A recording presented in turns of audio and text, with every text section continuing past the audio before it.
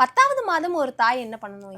10வது மாதம் பிறந்த உடனே வீடு வாசல்லாம் வலிச்சு ரோகிணி நட்சத்திரம் என்னைக்கு வருதோ அன்னைக்கு கிருஷ்ணருடைய சிலை கண்ணபிரான் அந்த கண்ணன் சிலையை வச்சு அவங்களுக்கு வெண்ணெய் நெய் பால் இதெல்லாம் வச்சு பூஜை பண்ணி அவங்க சாண்டவனேன்னு சொல்லி அந்த ஒரு மாதம் கொழு வச்ச மாதிரி அந்த 10வது மாதம் கிருஷ்ணரை வச்சு பூஜை பண்ணிக்கிட்டே இருந்தாங்கன்னா பிரசவமாகி கிருஷ்ணரே பிறப்பார்.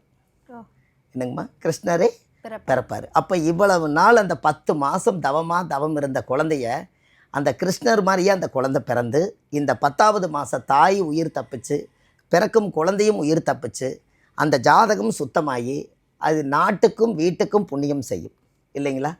ஒரு விவேகானந்தர் பிறந்தார், அதை பெற்றவங்களும் 10 மாதம் தானே, என்னங்கம்மா? ஆனால் அவர் ஒரு ஞானின்னு ஒரு பட்டம் வாங்கினார், ஒரு பெரிய மகான்னு ஒரு பட்டம் வாங்கினார். ஆனால் அவருக்கு அவங்க அம்மா என்ன தியாகம் செய்திருந்தா அப்படி ஒரு விவேகானந்தர் உலகத்துக்கு பிறந்து எத்தனையோ அறிவுகளையும் எல்லாத்தையும் சொல்லியிருப்பார். அவர் சொல்கிற ஒவ்வொரு கருத்தும் பார்த்தீங்கன்னா வித்தியாசமாக இருக்குது. உயிரே போகும் நிலை வந்தாலும் உன் தைரியத்தை நீ கைவிடாதே, நீ சாதிக்க பிறந்தவன் சொல்லுவார்.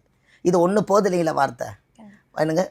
கடிகாரத்தில் ஓடுவது முள்ளல்ல, ஒவ்வொரு நிமிடமும் உன் வாழ்க்கை கடந்து கொண்டே போயிட்டுருக்குது, காலத்தை வேஸ்ட்டு பண்ணாதீங்கன்னு சொல்லுவார். இப்படியெல்லாம் ஆராய்ச்சி பண்ணி அவர் சொல்லி அவர் போய் இன்னொருத்தருக்கு அறிவு சொல்கிற அளவுக்கு வந்திருக்கிறாருன்னா இவங்க எந்த அளவுக்கு அந்த குழந்தைக்கு தியாகம் செய்த அறிவை வளர்த்திருப்பாங்க.